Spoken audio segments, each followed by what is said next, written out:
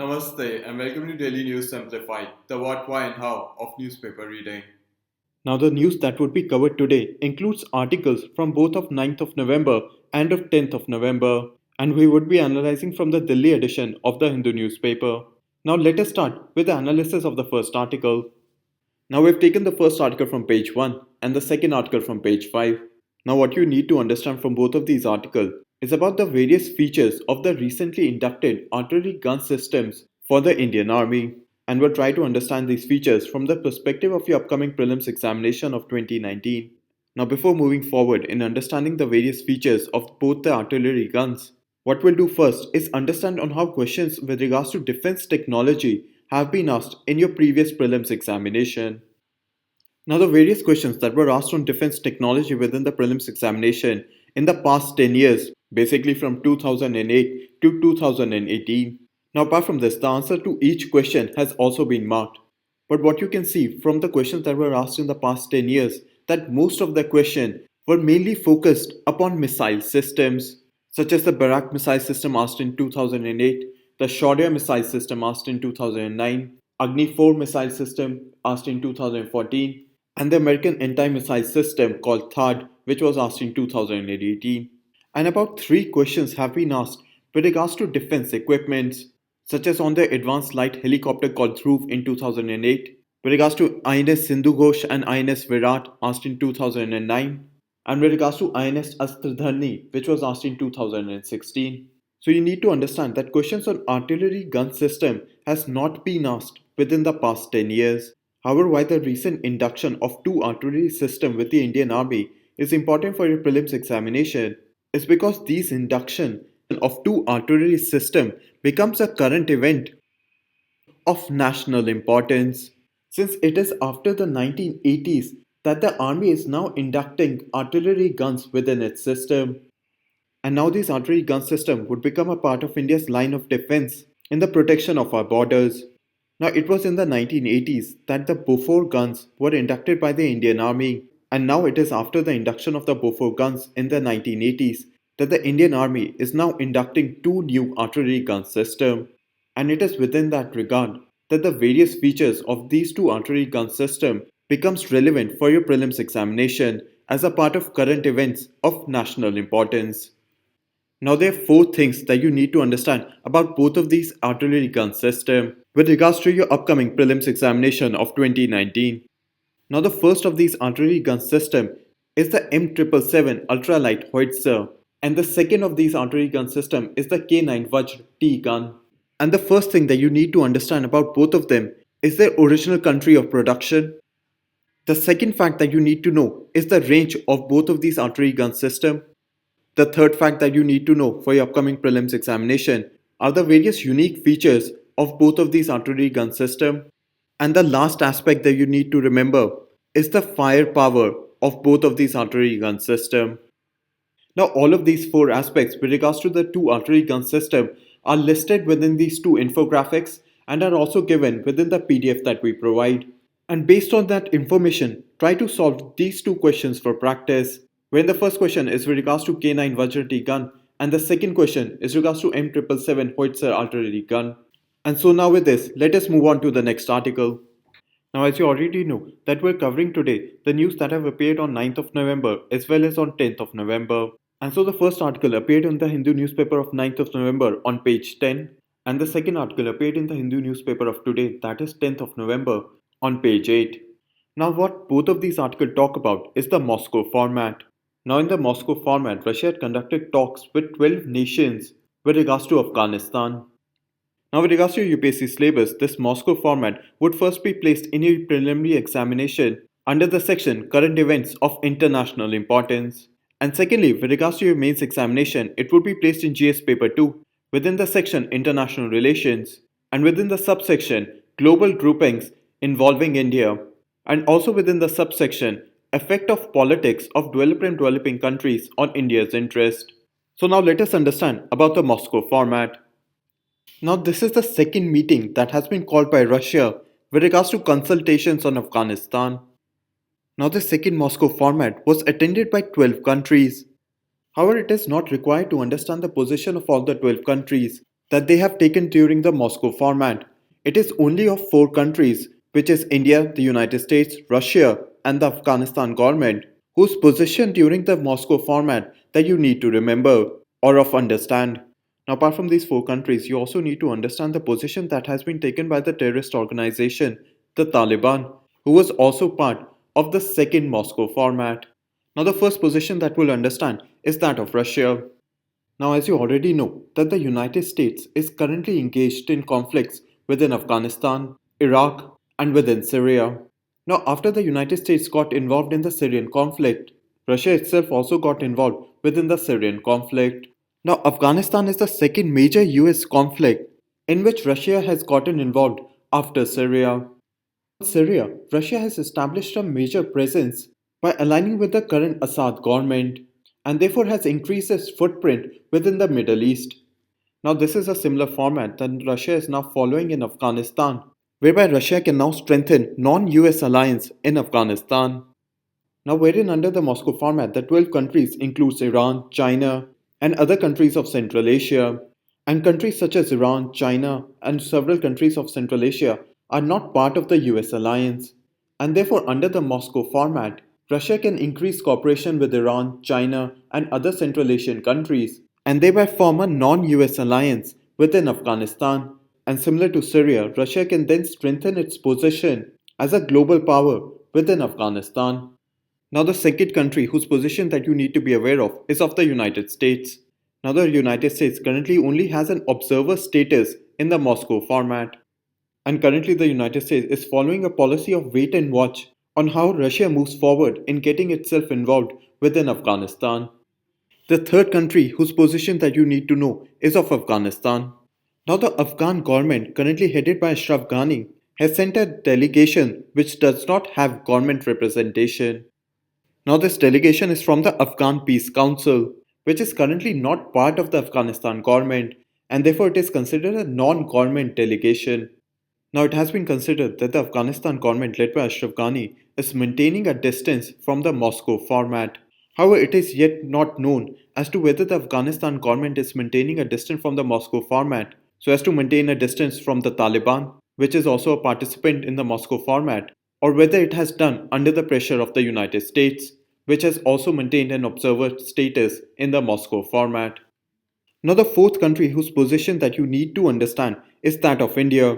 But before understanding the position of India, let us first understand as to what is the position of the terrorist organization, the Taliban.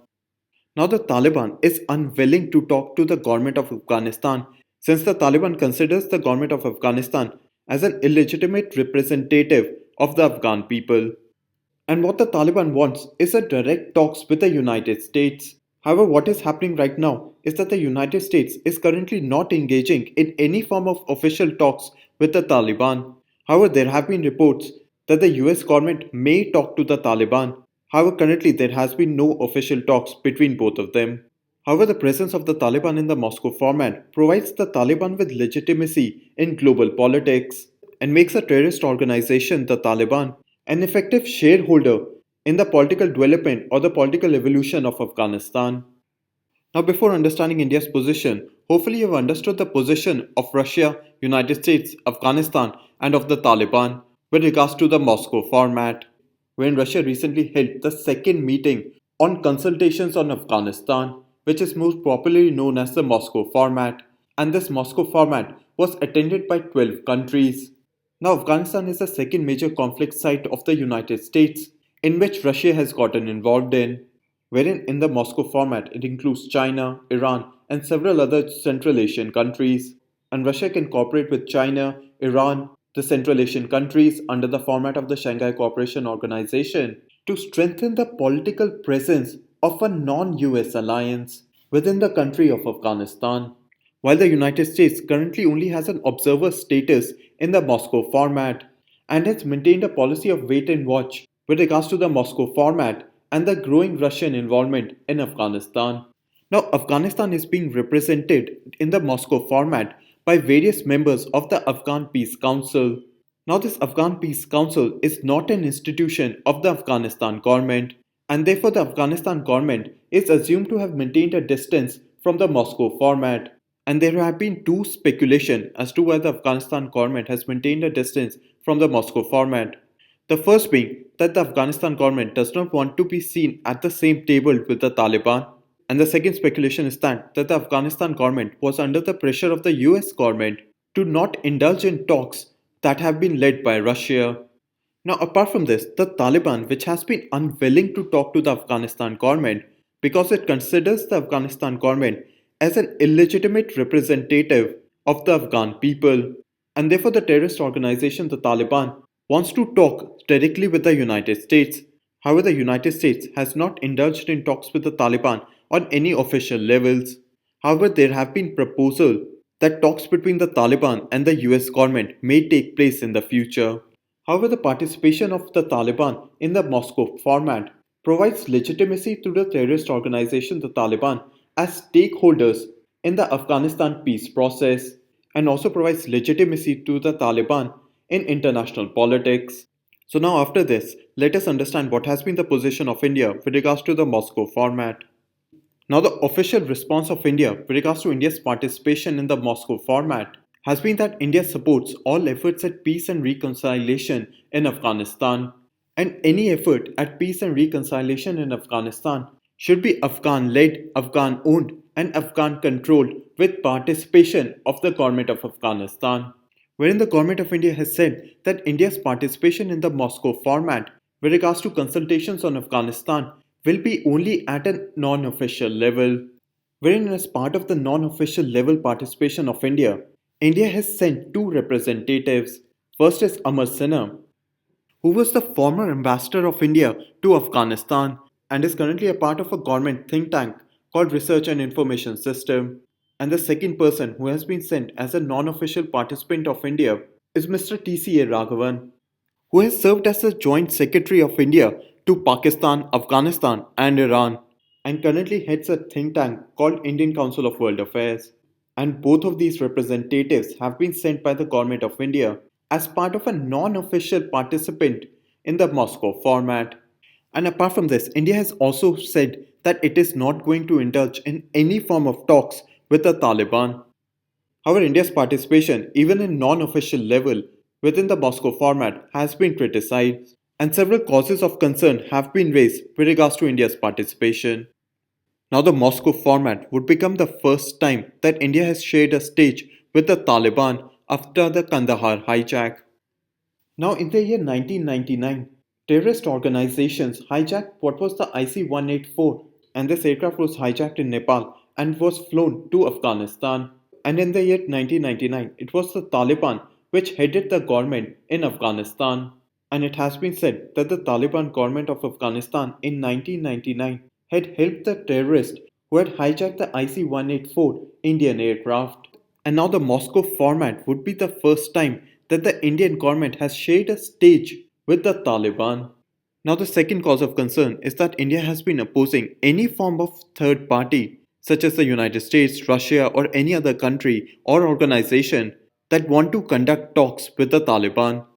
And the reason India has been opposing for any third party, such as the United States or any other organization, for conducting talks with the Taliban is that it provides legitimacy to a terrorist organization, the Taliban. And the third and the last cause of concern is that India would not be able to oppose any form of access that the Taliban may now have to other talk formats on Afghanistan. Now, currently, there are other various talk formats with regards to Afghanistan, such as the Heart of Asia Conference and others. And the presence of the Taliban in the Moscow format may also provide Taliban access in being a participant in other talk formats on Afghanistan. And since India has not opposed the presence of the Taliban in the Moscow format, it may become difficult for India to oppose the presence of Taliban in other talk formats on Afghanistan. So now hopefully you've also understood the position of India with regards to the Moscow format. Now there are two questions for your practice. First for prelims, which had asked which of the following global meeting formats are associated with consultations on Afghanistan, and the correct answer to this question would be given in the end section of this video. And a question for your practice for mains is a number of outside powers have entrenched themselves in Afghanistan, which is a zone of interest to India. Discuss the implication in this context of the various consultation process on Afghanistan. And so now with this, let us move on to the next article. Now we have taken both of these articles from page 7 from the Hindu newspaper of 9th of November. Now what we'll try to understand from both of these articles is first about the olive ridley turtles and second about the star tortoise from the perspective of your upcoming prelims examination of 2019. However, before moving forward in understanding about olive ridley turtles, let us first understand on how questions have been asked in your previous year prelims examination with regards to various animals. Now, previously, several questions have been asked in your prelims examination with regards to a particular animal, while questions on animals such as gharials, great Indian hornbill, khadai camel, and others have been asked in your prelims examination. And questions on animals within the prelims examination have generally been asked with regards to their status under the Wildlife Protection Act of 1972, their habitat, or one of its unique features. And apart from this, for your prelims examination, also try to understand as to the reference of the animal within the IUCN list or any other major international protection scheme. And therefore, by understanding the habitat of an animal, its status under the Wildlife Protection Act of 1972, and lastly, by understanding the unique feature of that animal, it would provide you with a comprehensive coverage for your upcoming prelims examination of 2019. And therefore, by understanding these 5 points with regards to any animal which is referenced in the Hindu newspaper or the Indian Express or any other paper that you follow, you would be able to have a comprehensive coverage for your prelims examination of 2019. Now, these olive ridley turtles are one of the smallest and most abundant of sea turtles found in the world. They are generally found in warm and tropical waters, primarily in the Pacific and the Indian Ocean. Now, from your examination perspective, we need to understand their conservation. Now, with an objective to conserve the olive ridley turtles, the UNDP Sea Turtle Project, or the United Nations Development Programme Sea Turtle Project, was initiated by the Wildlife Institute of India, which is located in Dehradun. Now, the objective of this program is to conserve olive ridley turtles. Now, the Wildlife Institute of India has been the implementing agency since 1999. Now, this project is for the 10 coastal states in India, but especially Odisha. Now, hopefully, up till here, you have understood the UNDP Sea Turtle Project. Who is it being initiated by? What is its objective? And where it is being implemented? Now, apart from this, in the International Union for Conservation of Nature and National Resources, or what is called the IUCN, the olive ridley turtles are classified as vulnerable. While in the Convention on International Trade in Endangered Species of Wildlife Fauna and Flora, or which is more commonly referred to as CITES, the olive ridley turtles are also listed in Appendix 1. By having it under Appendix 1, it is a species that is threatened with extinction and might be affected by its illegal trade.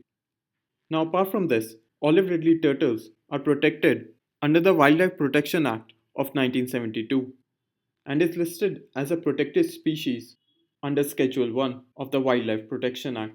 Now, moreover, you have also understood on how the olive ridley turtles are protected, how they are part of the IUCN list, how they are protected under the Convention on International Trade in Endangered Species of Wild Fauna and Flora, and how they are protected under the Wildlife Protection Act of 1972. Now, as you might know, questions in your prelims examination has specifically been asked on sea turtles on the IUCN list, CITES, and also on the Wildlife Protection Act of 1972. So it becomes important to understand on how the olive ridley turtles are linked with each of these lists. Now, apart from this, what you should also know is the nesting sites of olive ridley turtles in Odisha. Even under the UNDP plan, Odisha has been emphasized for conservation of olive ridley turtles. Now, the site which has also been referenced in the Hindu article is of Rushikulya. Apart from this, there are nesting sites on Robert Island and on Karimatta Beach. Now, these three are the major nesting sites, apart from smaller sites that might occur across the coast of Odisha. Now, let's move on to our next article. Now, the first thing that you need to know about the Indian star tortoise is its habitat, where the Indian star tortoise is found in dry areas, grasslands, and shrubs.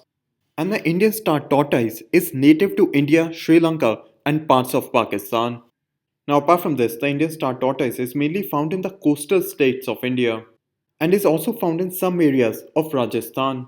Now, the second aspect that you need to know about the Indian tortoise is its listing in the IUCN list, wherein the Indian star tortoise has been listed as vulnerable in the IUCN list. While under the Wildlife Protection Act of 1972, The Indian star tortoise is protected under the Schedule 4. And with regards to the CITES list, or the Convention on International Trade in Endangered Species of Wild Fauna and Flora, the Indian star tortoise is part of Appendix 2. Now, these are the four main aspects that you need to remember about the Indian star tortoise for your upcoming prelims examination of 2019. So now hopefully you've understood the basic aspects about the olive ridley turtles and the star tortoise. Now there are two questions for your practice. The first question is with regards to olive ridley turtles and was also asked in the prelims of 2003. And the second question is with regards to the Indian star tortoise. And the correct answer to both of these questions would be given in the end section of this video. And so now with this, let us move on to the next article. Now, an important aspect that we continue to highlight is that when preparing for questions with regards to geography of the world within your prelims examination, wherein this question, which was asked in the prelims of 2014 in the section Geography of the World, as to the location of Chechnya, Darfur, and Swat Valley, when you have to understand that all of these regions had some current event that was of international importance because of which they were in the news. Wherein Chechnya was in the news because of the conflict between Russia and the Chechen rebels, Darfur was in the news because of the Darfur humanitarian crisis, and similarly Swat Valley in Pakistan was in the news because of the fight between Pakistan and the Taliban group. Wherein this question was asked in the prelims of 2015 as to what is the location of Golan Heights, where it is located in the Middle East between the border of Israel and Syria. Wherein this question has been asked in the prelims of 2016, wherein with regards to ethnic communities such as the Kurd, Madesi, and the Rohingyas, wherein the Kurds in Iraq were in the news due to their conflict with ISIS, the community of Madesi in Nepal was in the news because of India's informal blockade of Nepal, while the Rohingya community of Myanmar were in the news due to the Rohingya refugee crisis. And in similar terms, questions were asked in the prelims of 2017 and in the prelims of 2018 on either some community, city, or town which is often mentioned in the news. And they're often mentioned in the news because some current event of international importance has happened within that town or city or with that community. Now, one important way in which you can practice for questions that might be asked in the prelims of 2019 with regards to geography of the world is to go through the world page of the Hindu newspaper or the Indian Express or any other paper that you follow and highlight the various cities, towns, or ethnic groups which are mentioned in the headlines. So, if you take a look at the world page of 9th of November, it mentions about the ethnic groups called Hazaras within Afghanistan. Now, the Hazara ethnic group mainly belongs of Mongol descent and are mainly concentrated in and around central Afghanistan. Now, the Hazara ethnic group mainly follow the Shia section of Islam. And in terms of languages, the Hazara group mainly speaks the Hazrangi Dari, wherein the language Dari in itself belongs to the Persian family and is one of the two recognized languages of Afghanistan. Now, the Hazara ethnic groups have been in constant conflict, mainly with the Pashtun dominated Taliban. Now, these are the main five aspects that you need to remember with regards to the Hazara ethnic groups. Wherein what has happened in the news is that the Hazara ethnic group, who are a minority population within the Ghazni province of Afghanistan, have come under heavy attacks from the Taliban.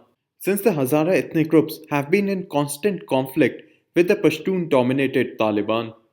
Now, apart from this, if we take a look at the world page of the Hindu newspaper of 10th of November, that is of today, wherein today's paper contains the location of a truce zone within Syria, and this truce zone in Syria is located in the Idlib province. And therefore, what you need to remember from this is that the Idlib province lies in Syria. And so, now with this, let us move on to the next article. Now, this article has appeared in the Hindu newspaper of 10th of November on page 12. Now, what this article talks about is that the meeting of the trade ministers of the RCEP or the Regional Comprehensive Economic Partnership is going to take place on 12th and 13th November in Singapore. So, what we'll do is try to understand the basic features of RCEP. Now, RCEP is an ASEAN led group, and ASEAN consists of 10 members, which are Myanmar, Thailand, Laos, Vietnam, Cambodia, Singapore, Malaysia, Indonesia, Philippines, and Brunei Darussalam. Now, ASEAN has a mechanism called ASEAN Plus One, which consists of the 10 members of ASEAN, and the Plus One member is the one FTA partner that ASEAN has. Now, these 10 members of ASEAN and the FTA partners formed what is called the Regional Comprehensive Economic Partnership. And the 6 FTA partners which are members of the RCEP agreement are India, China, Australia, New Zealand, Japan, and South Korea.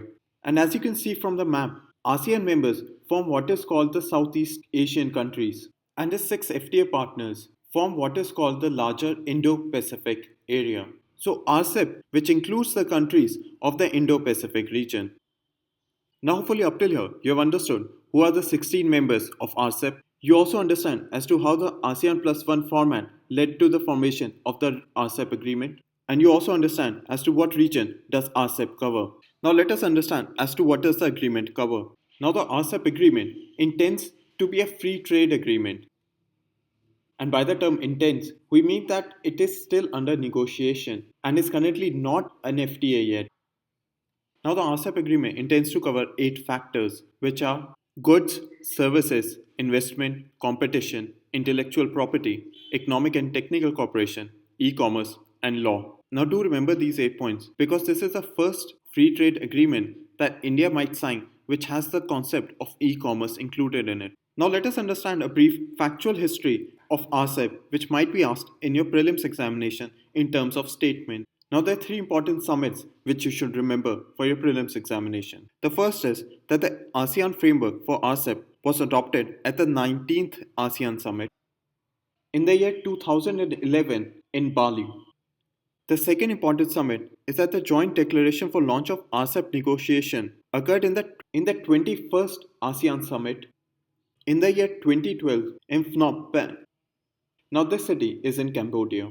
While the most important of these 3 summits is the first RCEP summit meeting, which was held in Manila, Philippines in the year 2017. Now, you have to understand that the first 2 meetings were ASEAN summits, and the third summit was actually the first RCEP summit, which was held after multiple dialogues. And because it is a very recent news, it becomes important for your prelims examination. Now, hopefully, up till here, you have understood as to at which ASEAN summit was the ASEAN framework for RCEP adopted, at what ASEAN summit RCEP negotiations were launched, and where the first RCEP summit was held. Now, let us understand India's negotiations with other RCEP members. Now, in simple terms, India is currently negotiating for liberalization of the services sector in other members of RCEP. Now, this is because India has a very strong services sector in form of IT-enabled services, banking sector, financial sector, and others, and therefore wants the other members of the RCEP to open their services sector so India may join in. While the other members of RCEP, especially China, want India to liberalize its manufacturing sector, but India is currently reluctant to open it up. Now, India is reluctant to open up its manufacturing sector because China, Vietnam, and other members have a very strong manufacturing sector, and their manufacturing goods might flood India if India opens up its market. Now, hopefully, up till here, you have understood on how the negotiations between India and other members of RCEP is currently stuck on, and why India wants liberalization of the services sector but is reluctant to liberalize its own manufacturing sector. Now, a question related to RCEP has already been asked in the prelims of 2018. When the question had asked which of the above are among the free trade partners of ASEAN, when you already know that Australia, China, India, and Japan are the free trade partners of ASEAN, and therefore the correct answer to this would be C 1, 3, 4, and 5. However, what you need to understand as to why such a question was asked in the prelims of 2018, wherein this question was asked from the perspective of a current event of international importance, wherein the current event was the first RCEP summit which was held in 2017. And as you already know, that this RCEP summit was held between the 10 ASEAN members and the 6 FTA members of ASEAN. And therefore, it was within that context that this question, as which of the above are among the free trade partners of ASEAN, was asked in the prelims of 2018. And so, therefore, when you're preparing for your prelims examination of 2019, understand the various aspects of that current event, and then in a separate manner also understand the various aspects of its international importance. Wherein the international importance of the RCEP summit was that it intended to be one of the biggest FTA within the Indo-Pacific region. However, when analyzing future news, what you need to do, understand the various aspects of that current event and the various aspects with regards to its international importance in a separate manner. And so now with this, let us move on to the next article. Now we've taken this article from the Hindu newspaper of 9th of November from page 1. Now what this article talks about is the security issues related with FICN or fake Indian currency notes. Wherein what the article talks about is that one of the intention of demonetization was to ensure that counterfeit money or fake Indian currency notes are circulated out of the system. However, what has happened now is that an established network to counterfeit Indian currency or to make fake Indian currency notes has continued even after demonetization, wherein the article highlights various major seizures of fake Indian currency notes that have been undertaken across the areas in the India-Bangladesh border.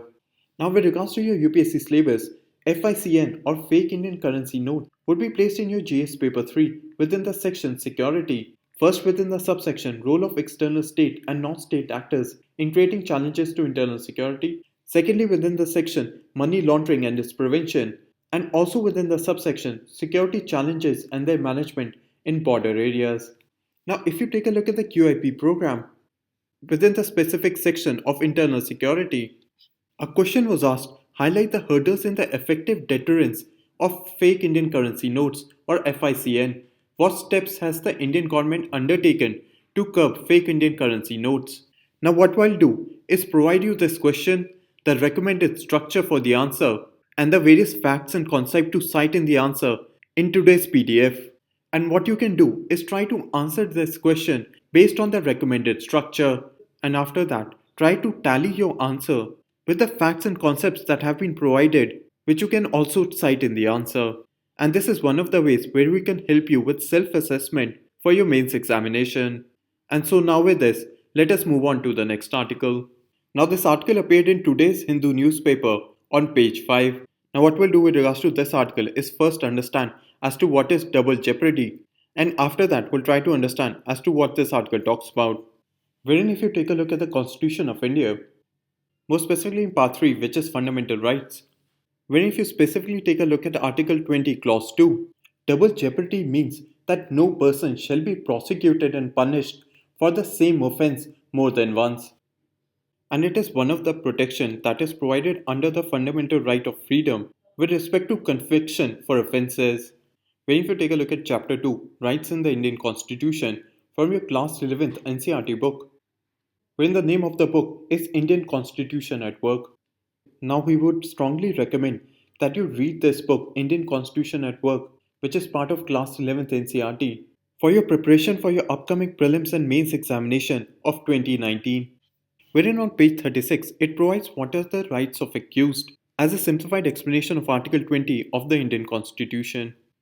Now the Indian Constitution ensures that persons who have been accused of various offences also get some form of sufficient protection, wherein under the Indian Constitution, no one is guilty unless the court has found that person guilty of an offence. And therefore it is necessary that a person who has been accused of any crime should get adequate opportunity to defend him or herself through a fair trial in Indian courts. And therefore within that context, the Indian Constitution has provided 3 rights, wherein the first right is that no person would be punished for the same offence more than once, wherein this is known as double jeopardy. The second right provided is that no law shall declare any action as illegal from a back date. And the third and the final right provided in the Indian Constitution as rights which are provided to persons who have been accused of various offences is that no person shall be asked to give evidence against themselves.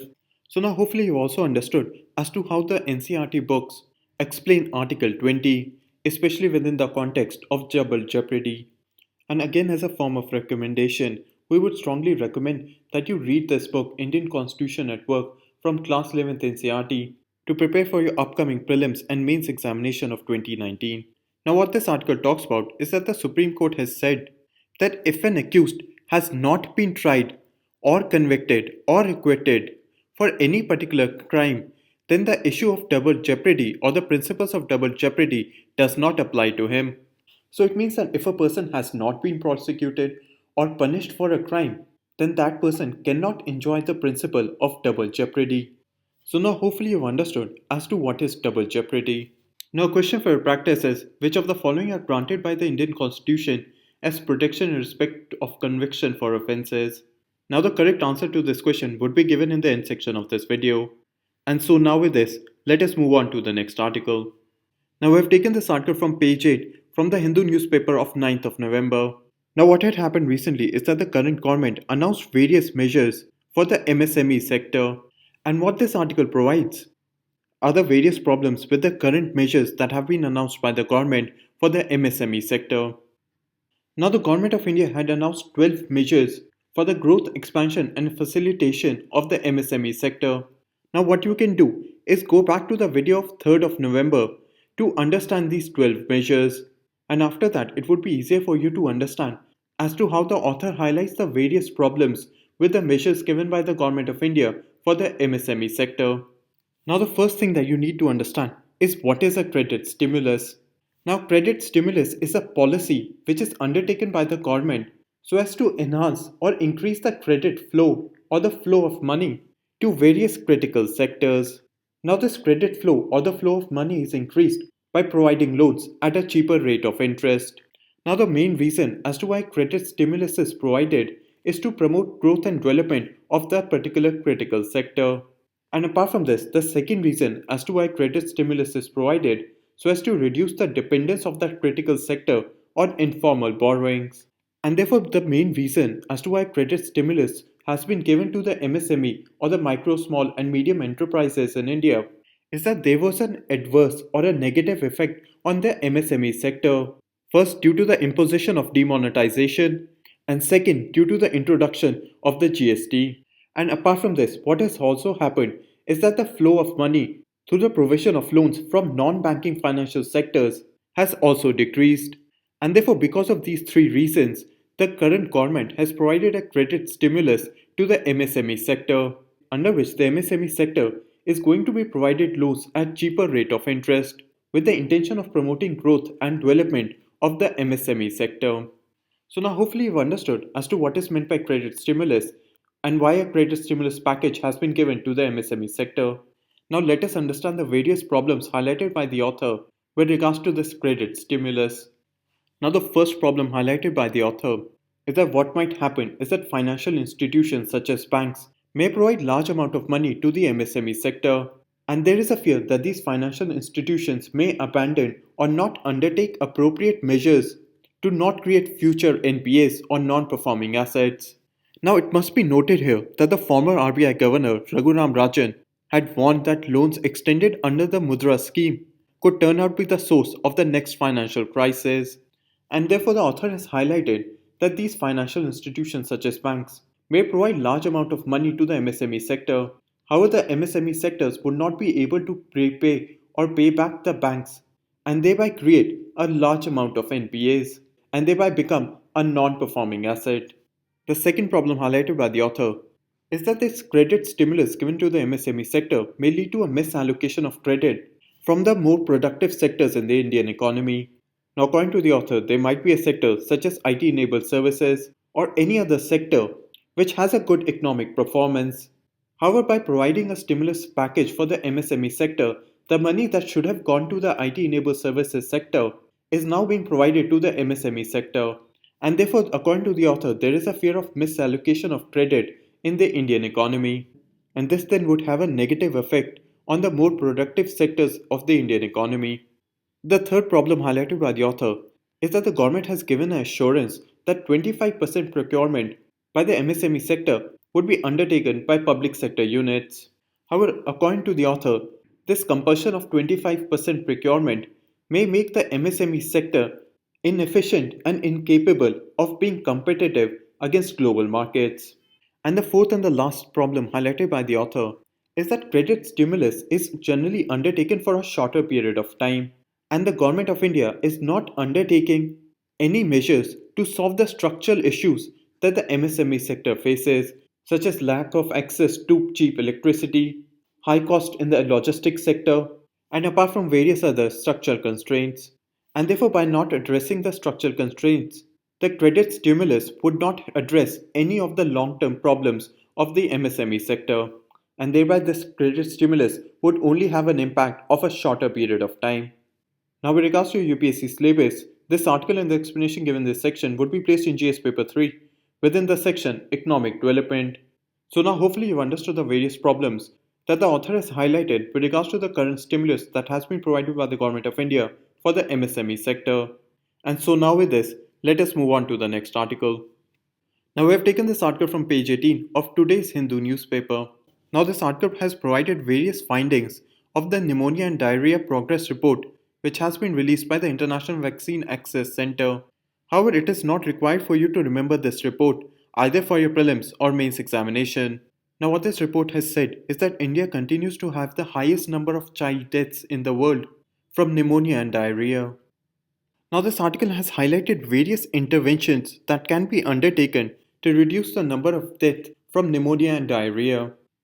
Now, the first intervention highlighted in the article is to ensure breastfeeding in early childhood. Now, the second intervention highlighted in the article is to increase the coverage of three vaccines, first being the HIV vaccine, the second being the PCV vaccine, and the third being the rotavirus vaccine. And the third and the last intervention highlighted in the article is to increase the access to oral rehydration solution or the ORS and also increase the access to zinc supplementation. And by ensuring all of these three interventions for children under the age of 5, India can prevent and treat pneumonia and diarrhea and thereby reduce the number of child deaths that are caused by the occurrence of pneumonia and diarrhea. And now with this, we come to an end in the analysis of today's newspaper. Now we move on to the question for today.